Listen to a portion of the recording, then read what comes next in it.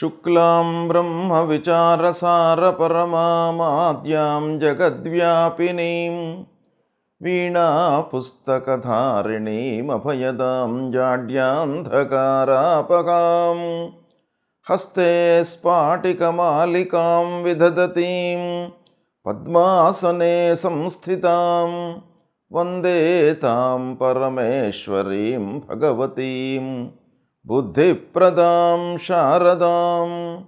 శ్రీ మహాగణాధిపతయే నమః. శ్రీ మహాసరస్వత్యై నమః. శ్రీ గురుభ్యో నమః. 2025వ సంవత్సరం మార్చి నెలలో మేషరాశి జాతకులకు, అంటే మేషరాశిలో జన్మించినటువంటి వారికి గోచార ఫలితాలు ఎలా ఉన్నాయో తెలుసుకుందాం. ముందుగా ఈ మార్చి నెలలో ముఖ్యమైనటువంటి గ్రహాల యొక్క స్థితి ఎలా ఉంది, మేషరాశి వారికి ఏ ఏ స్థానాలలో సంచరిస్తున్నారు, తద్వారా ఉద్భవించేటువంటి ఫలితాలు ఎలా ఉండబోతున్నాయి అనేటువంటి విషయంపై మనము కాన్సన్ట్రేట్ చేద్దాం. సూర్యుడు 14వ తారీఖు వరకు కుంభరాశిలో సంచరిస్తున్నాడు. తదనంతరం మీనరాశిలోకి ప్రవేశిస్తున్నాడు. కుజుడు మిథున రాశిలో సంచరిస్తున్నాడు. బుధుడు మీనరాశిలో సంచరిస్తున్నాడు. గురువు వృషభ రాశిలో సంచరిస్తున్నాడు. శుక్రుడు మీనరాశిలో సంచరిస్తున్నాడు. శనైశ్వరుడు కుంభరాశిలో, రాహువు మీనరాశిలో, కేతువు కన్యారాశిలో సంచరిస్తున్నారు. ఈ విధంగా సంచారం ఉంది. అయితే మేషరాశి వారికి సూర్యుడు 14వ తారీఖు వరకు 11వ స్థానంలో సంచరిస్తున్నాడు. ఇది చాలా శుభప్రదమైనటువంటి సంచారం. తదనంతరం ద్వాదశ రాశిలోకి ప్రవేశిస్తున్నాడు. కనుక ద్వాదశ రాశి సంచారం కొంత ప్రతికూలంగా ఉంటుంది. ఇక కుజుడు 3వ స్థానంలో సంచరిస్తున్నాడు, అనుకూలంగా ఉన్నాడు. బుధుడు ద్వాదశ స్థానంలో సంచరిస్తున్నాడు, ప్రతికూలంగా ఉన్నాడు. గురువు 2వ స్థానంలో సంచరిస్తున్నాడు, అనుకూలంగా ఉన్నాడు. శుక్రుడు 12వ స్థానంలో అనుకూలంగా సంచరిస్తున్నాడు. శనైశ్వరుడు ఏకాదశ స్థానంలో సంచరిస్తున్నాడు, అనుకూలంగా ఉన్నాడు. రాహువు ద్వాదశ స్థానంలో ప్రతికూలం, కేతువు 6వ స్థానంలో అనుకూలంగా సంచరిస్తున్నారు. ఈ విధంగా మేషరాశి వారికి గ్రహస్థితి తదనుగుణంగా ఆ స్థానాలలో సంచరిస్తున్నారు. ఇక ఈ స్థానాలలో సంచరిస్తున్నటువంటి గ్రహాల యొక్క ఫలితం ఎలా ఉండబోతుంది అనేటువంటి విషయాన్ని మనం చూసినట్టయితే, ఈ మార్చి మాసంలో గ్రహస్థితి ఓవరాల్గా మనం చూసినట్టయితే అనుకూలంగా ఉంది, బాగా కలిసి వస్తుంది. ఆదాయము ముఖ్యంగా నిలకడగా ఉంటుంది, స్థిరంగా ఉంటుంది. హెచ్చు తగ్గులు లేకుండా మీరు ఎస్టిమేషన్కి తగినట్టుగా మీకు డబ్బులు అందుతాయి. ఇక రావాల్సినటువంటి డబ్బులు కూడాను మీకు చేతికి అందుతాయి. పూర్వము ఎవరికైనా కూడా మీరు రుణంగా ఇచ్చి ఉన్నట్టయితే అది ఈ మాసంలో మీకు అందేటువంటి అవకాశాలు బాగా ఉన్నాయి. తద్వారా సంతృప్తిగా ఉంటారు. అయితే కొన్ని అనవసరమైనటువంటి ఖర్చులు గోచరిస్తున్నాయి. దాన్ని మీరు నియంత్రించుకోవడానికి కూడాను బాగా అవకాశాలు ఉన్నాయి ఈ మాసంలో. ఇక ఉద్యోగస్తులకు ట్రాన్స్ఫర్లు ఉండేటువంటి అవకాశాలు ఉన్నాయి. ఉన్న స్థానం నుంచి వేరే స్థానానికి బదిలీ రూపకంగా వెళ్ళేటువంటి అవకాశం కనబడుతుంది. ఇక ఆఫీసులో పై అధికారులతో మీరు చాలా స్నేహంగా ఉంటారు. మొదటి 2 వారాలు తోటి ఉద్యోగస్తులతో కూడాను మీరు అనుకూలంగా ఉంటారు. మీ పనితనానికి ఆఫీసులో ముఖ్యంగా ఈ మాసం బాగా కలిసి వస్తుంది. మీ పనిని, మీ ఎఫిషియన్సీని అందరూ కూడాను గుర్తిస్తారు. ఇక ఇంటి వాతావరణము మీకు చాలా కలిసి వస్తుంది, బలాన్ని చేకూరుతుంది.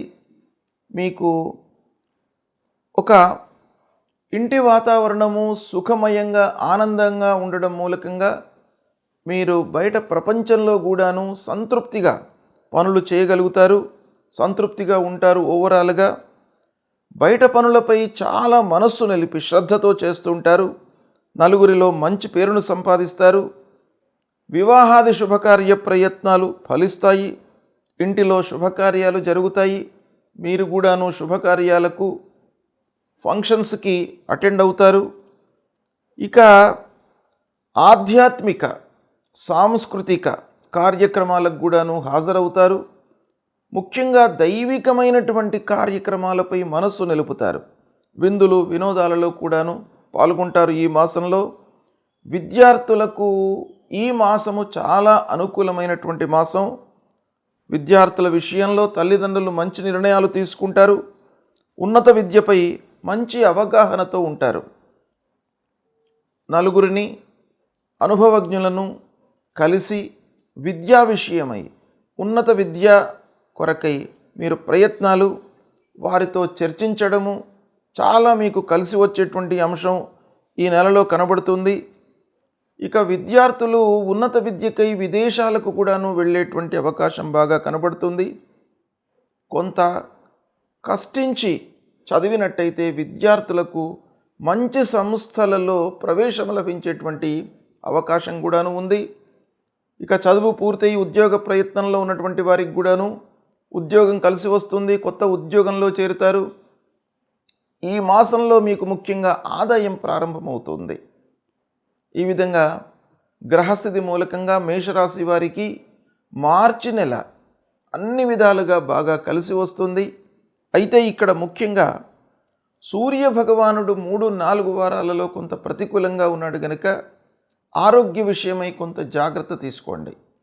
పని భారం పెరిగేటువంటి అవకాశం గోచరిస్తుంది. పనిలో మీరు నిమగ్నమయ్యి ఆరోగ్యాన్ని నిర్లక్ష్యం చేసేటువంటి అవకాశాలు ఉన్నాయి. కాబట్టి మీరు ఆరోగ్యంపై, ఆహార నియమాలపై, వ్యాయామంపై మనస్సు నిలపండి.